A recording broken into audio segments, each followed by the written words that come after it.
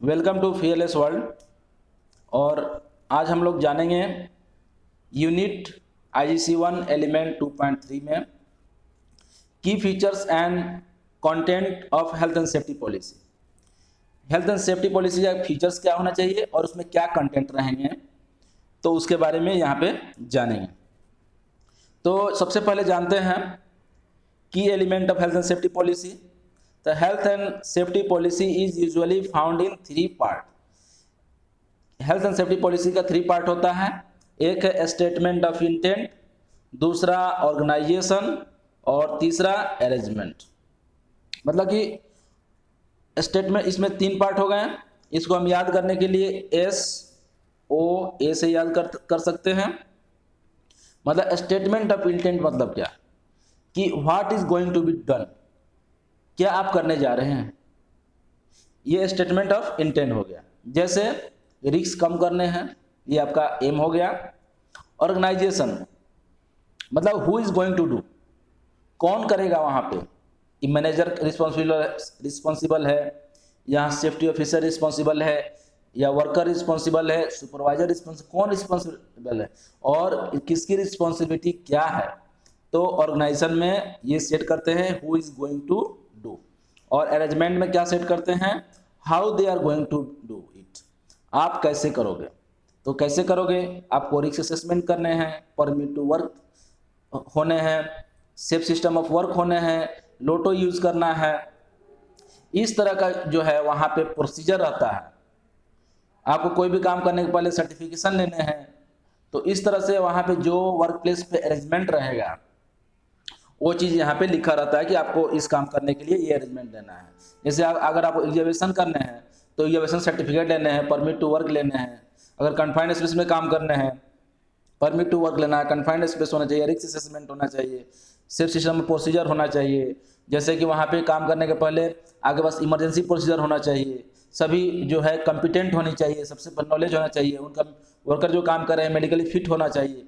तो ये सभी जो अरेंजमेंट है वर्क प्लेस पे, ये सभी इस डॉक्यूमेंट में बताता है। तो पॉलिसी का 3 पार्ट होता है, स्टेटमेंट ऑफ इंटेंट, और दूसरा ऑर्गेनाइजेशन मतलब रिस्पॉन्सिबिलिटी एलोकेट करते हैं, और तीसरा अरेंजमेंट सेक्शन। तो हेल्थ अगर क्वेश्चन आए एग्जाम में कि हेल्थ एंड सेफ्टी के कितने पार्ट होते हैं, तो there are 3 part, statement of intent, organisation and arrangement, और इसको SOA से याद कर सकते हैं। तो आइए जानते हैं जनरल स्टेटमेंट ऑफ इंटेंट के बारे में। अब पहला उसका जो सेक्शन था, पार्ट था, तो जनरल स्टेटमेंट ऑफ इंटेंट के बारे में ये क्या करता है, setting overall aim and objective. ये एम एंड ऑब्जेक्टिव को फिक्स करता है। तो कंप्लाइंग विथ लॉ, और ये जो लॉ है उसके साथ कंप्लाइंग होता है। जैसे कि अगर जिस कंट्री में आप काम कर रहे हैं वहाँ पे हेल्थ एंड सेफ्टी का लॉ होता है, तो उसके अनुसार ये जो पॉलिसी है उसी के अनुसार बनता है। और अचीविंग स्टैंडर्ड्स, कौन सा स्टैंडर्ड, किस तरह का स्टैंडर्ड अचीव करना है, वो उसमें स्टेटमेंट ऑफ इंटेंट में रहता है। Reminds workers at all level of their responsibility, और sign and dated by most senior person. और ये जो है पॉलिसी, वो नीचे में साइन जो रहता है वो मोस्ट सीनियर पर्सन के द्वारा होता है। जैसे किसी ऑर्गेनाइजेशन का MD या CEO यानी कि चेयरपर्सन जो है उसका साइन होता है, क्योंकि अगर सबसे टॉप जो ऑर्गेनाइजेशन सबसे सीनियर पर्सन रहेगा, अगर वो साइन करता है, दैट मीन्स ये रिस्पॉन्सिबिलिटी सबके उसके नीचे वाले की। तो इसलिए जो पॉलिसी है हमेशा जो MD है या CEO है उसी के द्वारा साइन होना चाहिए, और रेगुलर रिव्यू, और ये रेगुलर रिव्यू होनी चाहिए। तो ये जनरल स्टेटमेंट ऑफ इंटेंट जो है पॉलिसी का फर्स्ट पार्ट जो है उसके बारे में बातें हुई। अब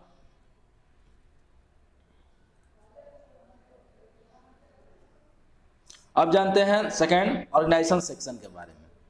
तो जैसा कि जानते हैं कि हर सेक्शन में कुछ ना कुछ ऑर्गेनाइजेशन चार्ट रहता है, यानी कि सबसे टॉप में कोई पर्सन रहता है, उसके नीचे में रहते हैं, उसके नीचे में इस तरह का एक चार्ट रहता है जिसको हम लोग ऑर्गेनाइजेशन चार्ट बोलते हैं। तो जैसा कि आप देख रहे हैं, सबसे पहले जो कंपनी का हेड है वो होता है ऊपर टॉप में, जिसको हम लोग बोलते हैं एमडी। एमडी मतलब मैनेजिंग डायरेक्टर। उसके नीचे में बहुत सारे डायरेक्टर्स आते हैं, उसके नीचे में बहुत सारे डायरेक्टर्स रहते हैं, प्रोडक्शन डायरेक्टर या मार्केटिंग डायरेक्टर, फाइनेंस डायरेक्टर, अलग अलग डायरेक्टर सब रहते हैं, इंफॉर्मेशन टेक्नोलॉजी डायरेक्टर्स। तो ये सब बहुत सारे डायरेक्टर्स हो गए। और उन सभी डायरेक्टर्स के अंदर में बहुत सारे मैनेजर्स होते हैं, बहुत सारे मैनेजर्स होते हैं। और उन सारे मैनेजर्स के अंदर बहुत सारे सुपरवाइजर होते हैं, और उन सुपरवाइजर्स के अंदर बहुत सारे एम्प्लॉय होते हैं। तो ये एक नॉर्मल जो है किसी भी ऑर्गेनाइजेशन में इस तरह से ऑर्गेनाइजेशन चार्ट होता है। तो ये जो आप देख रहे हैं, यानी कि ये जो कमांड है ये सबसे ऊपर, उसके बाद कमांड नीचे, यानी कि नीचे, और नीचे से ऊपर फीडबैक होता है। ये जो आप देख रहे हैं ऑरेंज कलर का, ये फीडबैक लाइन है। मतलब कि जो नीचे का जो भी पर्सन है वो फीडबैक देता है। तो इसमें हेल्थ एंड सेफ्टी का क्या है, तो हेल्थ एंड सेफ्टी जो एडवाइजर होता है वो एक साइड में होता है, और सभी लेवल पे वो क्या करता है, सभी लेवल पे वो एडवाइस देता है। लेकिन यहाँ पे रिस्पॉन्सिबिलिटी इन सबकी रहती है हेल्थ एंड सेफ्टी मेंटेन करने का, ये सबकी रिस्पॉन्सिबिलिटी रहेगी। यानी कि टॉप टू बॉटम ये सबकी रिस्पॉन्सिबिलिटी है हेल्थ एंड सेफ्टी मेंटेन करने का। तो ये है health and safety organisation chart. तो हमने सेकेंड सेक्शन में बता दिया किसका किसका क्या रिस्पॉन्सिबिलिटी रहेगा। तो ऑर्गेनाइजेशन सेक्शन में जानते हैं जो चेन कमांड है of health and safety management, और identify the role and responsibility of the staff, किसकी क्या रोल एंड रिस्पॉन्सिबिलिटी रहेगी स्टाफ की, उसके बारे में जानते हैं। और usually includes an organisation chart relating to health and safety, और show line of communication and feedback. जैसा कि आप देख रहे हैं, A black chief executive officer, उसके नीचे B white health and safety director, और इसके नीचे health and safety manager.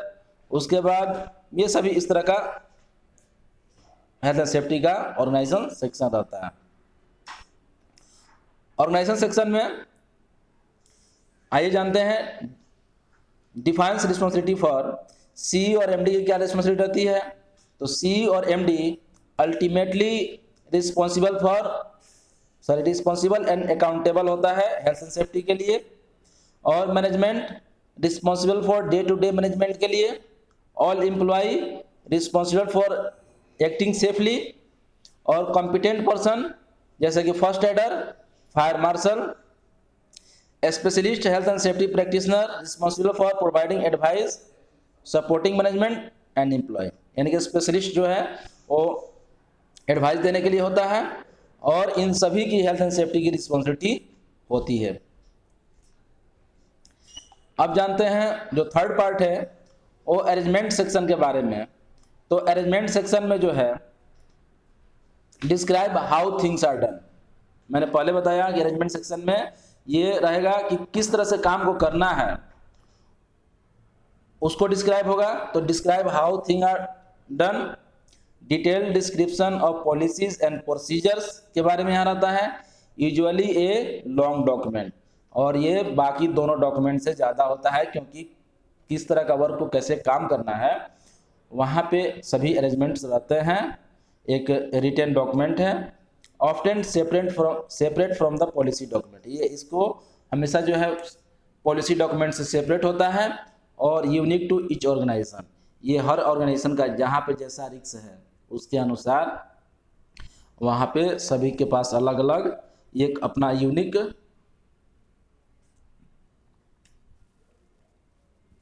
To each organisation ये होता है। तो जैसे अगर आप कोई कंपनी कंस्ट्रक्शन कंपनी है तो उसके लिए उनका अपना एक अलग अरेंजमेंट होगा, कोई हॉस्पिटल है उसके लिए अलग, स्कूल है अलग, अगर रेलवे इस तरह का कुछ डिपार्टमेंट है उसके लिए अलग। तो आइए जानते हैं एग्जाम्पल ऑफ अरेंजमेंट सेक्शन के बारे में। एग्जाम्पल जानते हैं, मैंने पहले ही बता दिया। जैसे कैरी आउट रिस्क असेसमेंट, यानी कि रिस्क असेसमेंट करना है, इस तरह का अरेंजमेंट रहेगा। Information, instruction and training provide कराना है, ये अरेंजमेंट सेक्शन में रहेगा। Compliance, monitoring and including auditing, ये सभी अरेंजमेंट सेक्शन में रहेगा।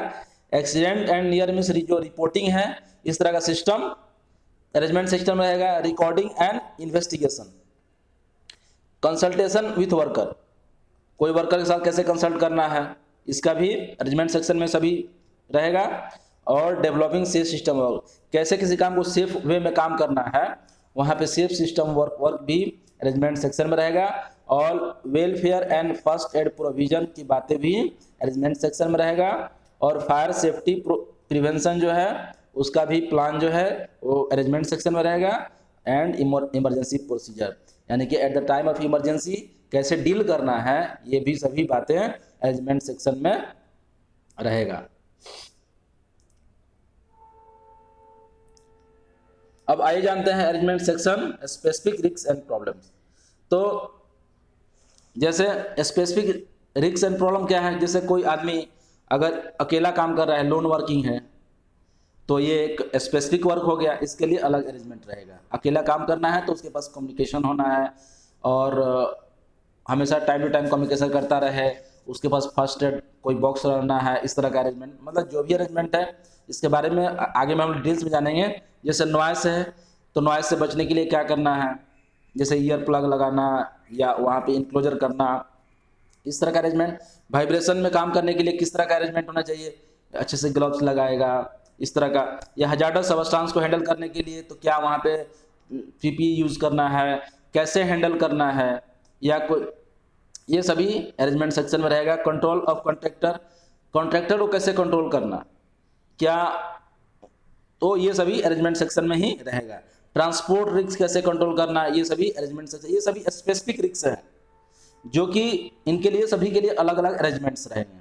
वेस्ट डिस्पोजल, जैसे वेस्ट डिस्पोजल है, हजार्डस है, नॉन हजार्डस है। अगर हजार्डस वेस्ट है तो कौन उसको डिस्पोज करेगा, कोई थर्ड पार्टी करेगा या कंपनी का ही आदमी करेगा, या उसके पास क्या कॉम्पिटेंसी होनी चाहिए, तो ये सभी जो है अरेंजमेंट सेक्शन में रहता है। अब हेल्थ एंड सेफ्टी रिव्यू कब करना है, तो जब भी कोई चेंज हो, यानी कि सम रीजंस फॉर रिव्यू जानते हैं। सबसे पहले कोई भी चेंज हो किसी ऑर्गेनाइजेशन में तो हेल्थ एंड सेफ्टी को रिव्यू करते हैं। जैसे कोई की पर्सनल चेंज हो गया, मतलब कोई एमडी चेंज हो गया, सीईओ चेंज हो गया, या कोई सबसे टॉप का कोई चेंज हो गया, तो उसको रिव्यू करते हैं क्या हेल्थ एंड सेफ्टी अभी भी इफेक्टिव है। मैनेजमेंट स्ट्रक्चर चेंज हो गया, यानी कि मैनेजमेंट का स्ट्रक्चर चेंज हो गया तो फिर से हेल्थ एंड सेफ्टी बनानी पड़ेगी, क्योंकि वहाँ पे तो रिस्पॉन्सिबिलिटी चेंज हो गया, ऑनरशिप चेंज हो गया, कंपनी का मालिक ही चेंज हो गया, तो हेल्थ एंड सेफ्टी को पॉलिसी को रिव्यू करना है। प्रोसेस चेंज हो गया, यानी कि आप दूसरा प्रोसेस कोई काम कर रहे थे, अभी दूसरा प्रोसेस आ गया, चेंज हो गया, तो वहाँ पे तो वो सभी अरेंजमेंट तो काम नहीं करेगा, इसलिए दूसरे अरेंजमेंट लगाने पड़ेंगे। इसलिए हेल्थ एंड सेफ्टी पॉलिसी को रिव्यू करने की जरूरत है, क्या वो इफेक्टिव है कि नहीं है। टेक्नोलॉजी चेंज हो गया, मतलब कि वहाँ पे रिस्क चेंज हो गया, तो पॉलिसी रिव्यू करने की जरूरत है। लेजिस्लेशन, आपके देश का कानून चेंज हो गया हेल्थ एंड सेफ्टी के बारे में, तो वहाँ पे पॉलिसी, क्योंकि पॉलिसी तो हेल्थ वो कानून पे ही बनता है, जो लॉ है आपके एग्जिस्टिंग लॉ है आपके कंट्री में उसी के अनुसार बनता है, तो आपको चेंज। इंसिडेंट, अगर इंसिडेंट रेट ज़्यादा हो रहा है, ज़्यादा इंसिडेंट हो रहा है, यानी कि आपका अरेंजमेंट सही से इफेक्टिव नहीं है, जो ऑर्गेनाइजेशन में रोल एंड रिस्पॉन्सिबिलिटी एलोकेट किया गया है वो सही नहीं है, यानी कि फिर से रिव्यू करने की जरूरत है, क्या वो इफेक्टिव है, अगर नहीं है तो इसमें इंप्रूवमेंट करने की जरूरत है। और इन्फोर्समेंट एक्शन, ये सभी अरेंजमेंट करने के बाद आपके ऊपर इन्फोर्समेंट एक्शन हो गया, आपके ऊपर कार्रवाई हो गई किसी इन्फोर्समेंट डायरेक्टर के द्वारा, जो इन्फोर्समेंट एजेंसी है आपके देश में उसके द्वारा, तो आपको ज़रूरत है एक बार पॉलिसी रिव्यू करने की, क्योंकि जब रिव्यू करेंगे तभी आपको पता चलेगा क्या कमी आई। और आफ्टर ऑडिट, अगर ऑडिट करने के बाद अगर आप नॉन कंप्लायंस बहुत सारा आ रहा है कि नहीं आप स्टैंडर्ड्स को फॉलो नहीं कर पा रहे हैं, तो एक बार हेल्थ एंड सेफ्टी को फिर से रिव्यू करके और उसमें माइनर चेंजिंग की ज़रूरत है, जिससे चेंज होने से फिर आप उसको स्टैंडर्ड्स को फॉलो कर पाएंगे। आफ्टर वर्कर कंसल्टेशन, अब आप वर्कर से बात कर रहे हो कि नहीं सर ये जो अरेंजमेंट आपने लगाया और यहाँ पे वो सही से काम नहीं कर रहा है, दूसरे अरेंजमेंट की आवश्यकता है यहाँ पे, तो फिर हेल्थ एंड सेफ्टी को रिव्यू करके और उसमें चेंज करना। और पासेज ऑफ टाइम, और टाइम बीत रहा है, 1 साल हो गया, तो एवरी ईयर तो कम से कम एक बार पॉलिसी को रिव्यू करना है, क्या ये इफेक्टिव है कि नहीं। तो ये सभी चेंजेज है, अगर कोई भी चेंजेज आ रहा है तो हेल्थ एंड सेफ्टी को रिव्यू करना है, उसमें इम्प्रूवमेंट करना है। तो इस तरह से जो है हेल्थ एंड सेफ्टी रिव्यू करने का ये सभी कारण से, अगर एग्जाम में क्वेश्चन आए कि what is the reason for health and safety review, तो आप इन सभी पॉइंट्स को दे सकते हैं वहाँ पे। अब इंटरनेशनल स्टैंडर्ड फॉर पॉलिसी, मैंने पहले ही सेक्शन में बात किया था इंटरनेशनल स्टैंडर्ड के बारे में और नेशनल स्टैंडर्ड्स के बारे में। तो इंटरनेशनल स्टैंडर्ड में हम लोग पढ़ा था कन्वेंशन एंड रिकमेंडेशन। तो ये जो रिकमेंडेशन है R164, आर्टिकल उसका जो 14 है, वो क्या कहता है कि require employee to set down in writing policy and arrangement. वो जो कन्वेंशन था उसका जो सप्लीमेंट डॉक्यूमेंट रिकमेंडेशन है, वो कहता है कि सभी ऑर्गेनाइजेशन को, सभी एम्प्लॉयर को, जो कंपनी का मालिक है उसको सेट करना चाहिए क्या, एक राइटिंग में policy and arrangement for health and safety management के लिए, वेयर सर्कमस्टांसेस वारंट इट और इन ए रेडली अंडरस्टूड लैंग्वेज और मीडिया। जहाँ भी इस सर्कमस्टांस में अप्लाई होता है और रेडली अंडरस्टूड लैंग्वेज और मीडिया, यानी कि जो वहाँ के लोग, जो पीपुल हैं, जो एम्प्लॉय हैं, उनके द्वारा जो लैंग्वेज में समझ में आ रहा है उस लैंग्वेज में पॉलिसी सेट करना है। यानी कि अगर वाइडली हिंदी बोल रहे हैं वहाँ पे तो हिंदी में पॉलिसी बनाना है, इंग्लिश अगर जानते हैं तो इंग्लिश में बनाना है, अगर चाइनीज़ जानते हैं चाइनीज़, जापानी जानते हैं तो जापानी। तो अकॉर्डिंग टू वहाँ लैंग्वेज जो सभी जानते हैं उसमें हेल्थ एंड सेफ्टी पॉलिसी होना चाहिए। ये आर्टिकल 14 ILO रिकमेंडेशन R164 के द्वारा, जिसमें हमने बताया था पहले ही कि हेल्थ एंड सेफ्टी जो है पॉलिसी लगाने के लिए ये एक लीगल रिक्वायरमेंट भी है, यानी कि बाय लॉ ये आपकी ज़रूरत है। तो आइए एंड ऑफ सेक्शन में कुछ 2 क्विज देखते हैं और आप इस कमेंट बॉक्स में कमेंट करेंगे, जिससे हमको मालूम चलेगा आपने कितना इस सेशन में सीख पाए हैं। तो इसमें पहला है कि व्हाट आर 3 की part of the health and safety policy. तो आप थोड़ा सा रिप्लाई करेंगे नीचे कमेंट बॉक्स में कि कौन कौन सा 3 पार्ट है जो हेल्थ एंड सेफ्टी पॉलिसी का पार्ट है। तो मैंने पहले ही बता दिया था, लेकिन आप कमेंट करेंगे, हमें अच्छा लगेगा। और what types of target mist B referred in the policy, और किस तरह का टारगेट जो है वो हेल्थ एंड सेफ्टी पॉलिसी में होना चाहिए, एंड वेयर। तो आप ये दोनों क्वेश्चन का रिप्लाई दें कमेंट बॉक्स में। तो इस सेशन में इतना ही, थैंक यू।